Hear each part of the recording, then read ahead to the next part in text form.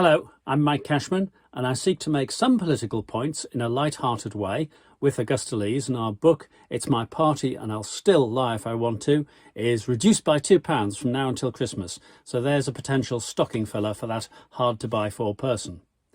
But in these videos, I aim to ask serious questions. Now I want to talk about the Tory role in the UK rejoining the EU, or joining the EU again.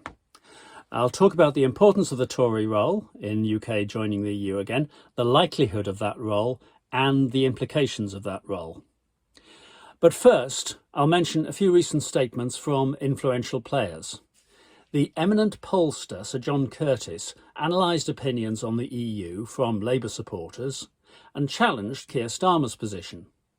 Effectively, John Curtis said the evidence was that Labour could adopt a more pro-EU position without losing support, contrary to the apparent assumptions of the Labour leadership. Noted blogger Chris Gray, a professor of organisational politics, questioned Sir John's conclusions. For example, he said that if Labour adopted a more pro-EU position, the Tories would weaponise this, seek to use it as a wedge issue to regain some support. Now, David Lammy, from the Labour front bench, Shadow Foreign Secretary, appeared to be more flexible on the question of rejoining than Keir Starmer, but he said that the timing of rejoin would depend on Tory support for the UK joining the EU again. Now, some rejoin supporters found David Lammy's words partly encouraging and partly discouraging. On the one hand, he talked about the possibility of rejoining. On the other, he said it was dependent on Tory support for rejoin. And when is that ever likely to happen, they asked. I think there are actually important insights in all three of these statements. What David Lammy is saying now is something which I said in my speech for the National Rejoin March in October 2022. I forecast that rejoin would happen with an increasingly large majority of support for rejoin amongst the public, which would drive support for rejoining from all the parties with seats in Westminster. Now, I'll accept this might be all parties except for one or two parties with very low numbers of MPs. So this brings us to the importance of Tory support for rejoin. As I've indicated, I've considered for a long time that this is important, and indeed more important than seeing a rapid Labour support for rejoin. And the reason why is this. Let's consider the implications of either Labour or the Tories changing their policy and supporting rejoining the EU.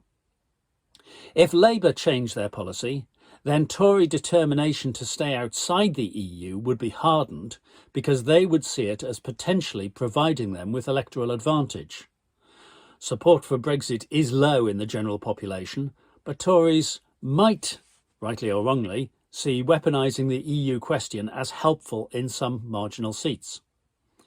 If, however, and just suspend your disbelief for a moment, if the Tories change their policy towards supporting rejoining the EU, then Labour would surely follow suit or move in tandem. This would accord with the beliefs of most of the Labour membership and indeed would avoid EU support being a wedge issue between the parties. Let's look at it another way.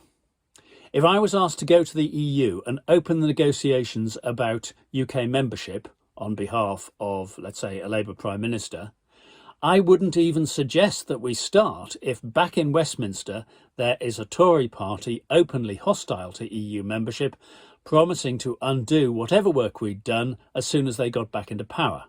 I wouldn't waste the time of the EU even discussing such an application. After the experience of Brexit, the EU would need to see that support for rejoining was very strong and cross-party. So that's why I believe the Tory support for rejoin would be crucial. So all the Tory supporters, all the Tory Brexit supporters, can stop worrying about secret Remainer plots. Rejoin will only happen, in my view, with Tory support. They've got a veto.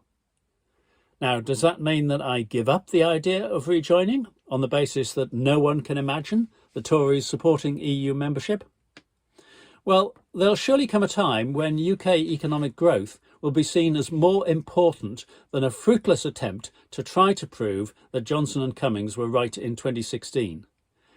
And at that point, when economic growth is really considered to be significant and important, wouldn't it be sensible to dismantle the barriers that we've imposed on trade with our nearest trading partners? So I don't believe it's impossible that the Tories would support EU membership. The Tories did support EU membership for many decades, or at least a majority of them, including the majority of the Tories in government did. How likely is a change of view? The near future is easier to predict than the far future. Most predictions indicate a Labour government elected at the next general election within about a year from now, or maybe less. Then there will be a Tory leadership election because the remaining Tory MPs will not want to stick with the Sunak mixture as before. The next step is harder to predict. Will we see the Tories becoming more of a far-right party? It's certainly possible to imagine that the remaining Tory MPs might conclude, having been thrown out by the electorate for pursuing some very right-wing policies, that what the electorate really wanted was some even more right-wing policies. I think this conclusion would be foolish, but I also think it's possible. Of course, the collective judgment of the remaining Tory MPs depends very much on who those remaining Tory MPs are. Pollsters can predict the overall election result, but Tory MPs whose actions have been particularly repugnant to the electorate may face energetic and effective campaigns to remove them, even from apparently safe seats. So, while I recognise the possibility of the election of a more extreme leader, Suella Braverman has obvious ambitions in this area, I don't think she'll succeed, I'd also hold out the hope that we might see a move back towards one nation conservatism. A new, young, charismatic leader can have quite an impact on the direction of her or his party. Whatever you think of Tony Blair, consider the extent of the impact that he had on the Labour Party in the mid-1990s. It's also possible that the Tories might reach this point after 2 changes of leadership rather than just one. They might opt for the far-right option in the first instance and then find that that was quite unsuccessful, possibly even changing leaders again before the next election. There is, of course, a strong driver for a change of policy. Public opinion sees well over 60% believing Brexit was the wrong move. This is only going in one direction now because the news on Brexit impact continues to get worse and worse. The higher that figure rises, the harder it becomes for the Tories to ignore it. Now, it's certainly possible for policy to change radically within 3 years, and I've previously cited the Tories' total change of direction on the poll tax or community charge between 1987, when it was central to the manifesto, and 1990, when all the candidates for the leadership proposed replacing that new tax. I'm not suggesting that arch Brexiters like Johnson, Rees-Mogg, Sunak and Raab will need to change their views, but I do believe that it's possible that the dominant view in the post-2025 Tory party could be shaped by other people. We might also see the current party splitting in 2. Then it's more difficult to predict, but the support of the One Nation Tories would be important. Personally, despite the ideological differences within the party, I don't think a split is likely because the Tory key skill is electoral survival. So this is why I have a somewhat nuanced approach to the Tories. I know some people who are 100% opposed to the Tories would like to see the Tory party obliterated at the next election. Personally, I do hope that the Tories experience a significant defeat at the next election, because I think that's key to a substantial rethink by the Tories.